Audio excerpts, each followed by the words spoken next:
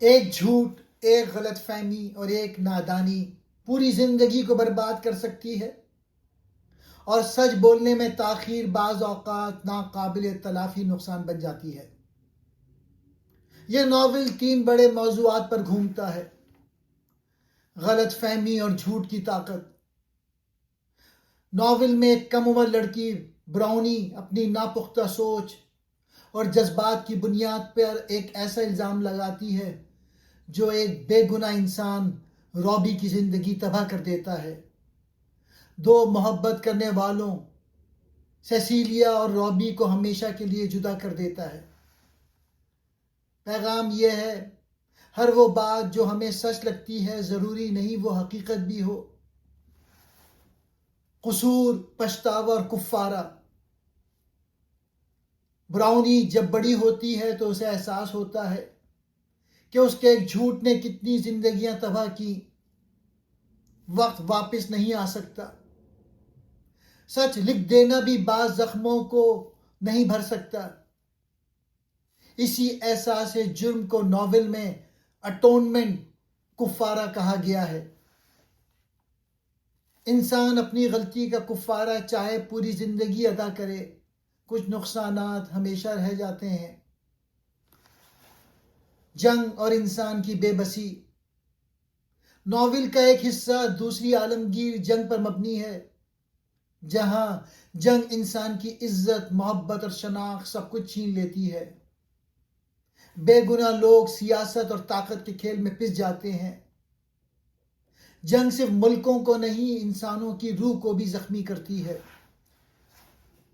جلد بازی میں فیصلہ نہ کریں، بچوں اور بڑوں دونوں کو سچ بولنے کی تربیت دیں۔ طاقت، طبقے اور انا کی بنیاد پر کسی کو مجرم نہ سمجھیں۔ ایک جھوٹ پوری نسل کا مستقبل بدل سکتا ہے۔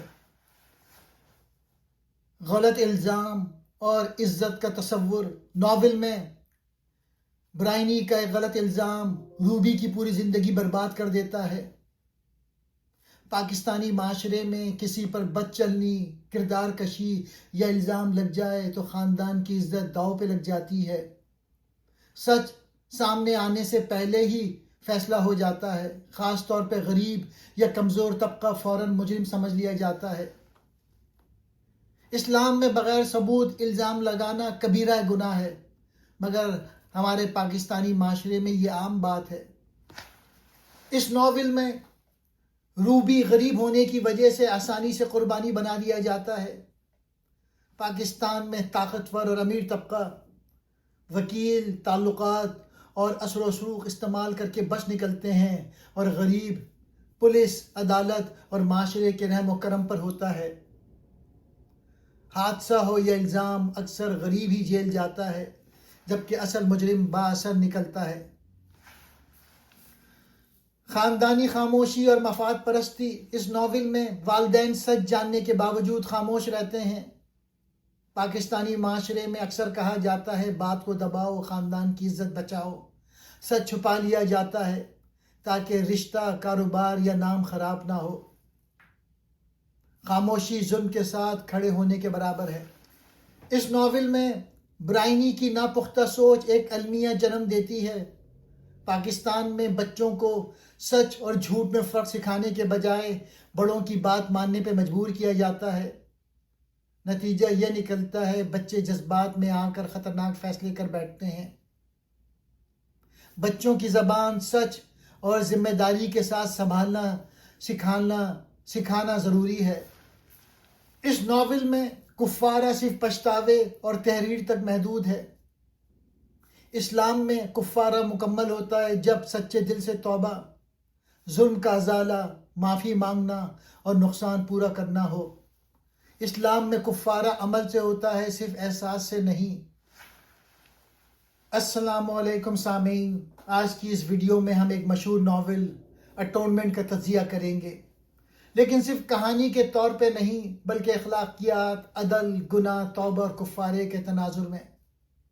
یہ ناول ہمیں ایک بہت اہم سوال سکھاتا ہے: کیا ہر گناہ کا کفارہ ممکن ہوتا ہے، اور کیا صرف پچھتاوا کافی ہے؟ یہ کہانی ایک لڑکی برائنی کے گرد گھومتی ہے جو بچپن میں ایک منظر کو غلط سمجھ کر ایک بے گناہ نوجوان روبی پر سنگین الزام لگا دیتی ہے۔ یہ الزام روبی کی زندگی برباد کر دیتا ہے۔ روبی اور سیسیلیا کی محبت ختم ہو جاتی ہے اور سچ بہت دیر سے سامنے آتا ہے۔ یہی تاخیر ناول کا سب سے بڑا المیہ ہے۔ ایک خوبصورت مگر منحوس دن کہانی 1935 کے انگلینڈ کے ایک عالیشان گھر سے شروع ہوتی ہے۔ برائنی ایک چھوٹی لڑکی ہے جو اپنی بڑی بہن سیسیلیا اور مالی کے بیٹے روبی کو ایک دوسرے کے قریب دیکھتی ہے۔ برائنی اپنی کم عمری کی وجہ سے ان کے پیار کو کچھ اور ہی سمجھ بیٹھتی ہے۔ وہ غلطی جس نے سب کچھ بدل دیا۔ ایک رات برائنی کی کزن لولا کے ساتھ ایک برا حادثہ زیادتی پیش آتی ہے۔ برائنی اندھیرے میں کسی کو بھاگتے ہوئے دیکھتی ہے اور اپنی پرانی غلط فہمی کی بنیاد پر پولیس کو یہ بیان دے دیتی ہے کہ وہ شخص روبی تھا۔ روبی بے گناہ ہونے کے باوجود گرفتار ہو جاتا ہے اور سیسیلیا کا دل ٹوٹ جاتا ہے۔ جنگ اور جدائی، کچھ سال گزر جاتے ہیں۔ دوسری جنگ عظیم شروع ہو چکی ہے۔ روبی کو جیل سے اس شرط پہ رہا کیا جاتا ہے کہ وہ فوج میں شامل ہو کر جنگ لڑے گا۔ دوسری طرف سیسیلیا اپنے خاندان کو چھوڑ کر لندن میں نرس بن جاتی ہے اور روبی کا انتظار کرتی ہے۔ فلم میں وہ مشہور سین دکھایا جاتا ہے جہاں روبی اور سیسیلیا ایک کیفے میں ملتے ہیں اور دوسرے سے ہمیشہ ساتھ رہنے کا وعدہ کرتے ہیں۔ برائنی کا اعتراف۔ اب برائنی جوان ہو چکی ہے اور اسے اپنے بھیانک غلطی کا احساس ہو گیا ہے۔ وہ سیسیلیا کے گھر جاتی ہے جہاں روبی بھی موجود ہوتا ہے۔ وہ ان سے معافی مانگتی ہے اور وعدہ کرتی ہے کہ وہ عدالت میں جا کے اپنا بیان بدلے گی تاکہ روبی پر لگا داغ دھل سکے۔ ہمیں یہاں لگتا ہے کہ شاید سب کچھ ٹھیک ہو جائے گا۔ برائنی کا پچھتاوا۔ برائنی اب بڑی ہو چکی ہے اور اسے اپنی غلطی کا احساس ہو گیا ہے۔ اسے سمجھ آ گیا کہ اس کی ایک جھوٹی گواہی نے 2 لوگوں کی زندگیاں تباہ کر دیں۔ وہ اب ایک نرس کے طور پہ کام کر رہی ہے اور اپنا گناہ دھونے کے لیے ایک ناول لکھتی ہے جس میں وہ سچ بتانے کی کوشش کرتی ہے۔ کہانی کا اصل موڑ۔ ناول کے آخر میں ایک بہت بڑا انکشاف ہوتا ہے۔ برائنی بتاتی ہے کہ حقیقت میں روبی اور سیسیلیا کبھی دوبارہ مل ہی نہیں پائے تھے۔ روبی جنگ میں بیماری سے مر گیا تھا اور سیسیلیا لندن میں ایک بم دھماکے میں ماری گئی تھی۔ برائنی نے جو اپنی کتاب میں ان دونوں کو ملتے ہوئے دکھایا تھا وہ دراصل اس کی طرف سے کفارہ اٹونمنٹ تھا، یعنی ایک ایسی کوشش جس سے وہ انہیں کاغذ کی دنیا میں وہ خوشی دے سکے جو اس نے حقیقی زندگی میں ان سے چھین لی تھی۔ بچپن کی نادانی، کیسے ایک چھوٹا سا جھوٹ زندگی برباد کر سکتا ہے۔ سچ اور فکشن، کیا لکھنے سے گناہ معاف ہو جاتے ہیں؟ پچھتاوا، پوری زندگی ایک غلطی کا بوجھ اٹھانا۔ کیا آپ کے خیال میں برائنی کو اس کی کہانی لکھنے پہ معاف کر دینا چاہیے؟ ناول کا نام اٹونمنٹ ہے جس کا مطلب ہے کفارہ یا اپنی غلطی کی تلافی کرنا۔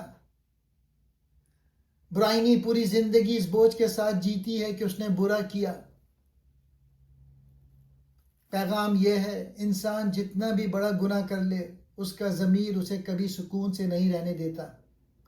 لیکن کیا صرف سوری کہہ دینا یا کتاب لکھ دینا کافی ہے؟ یہ ناول ہمیں سوچنے پہ مجبور کرتا ہے کہ کیا کچھ غلطیاں ایسی ہوتی ہیں جن کی تلافی کبھی ممکن نہیں۔ کہانیاں اور تخیل کی دنیا۔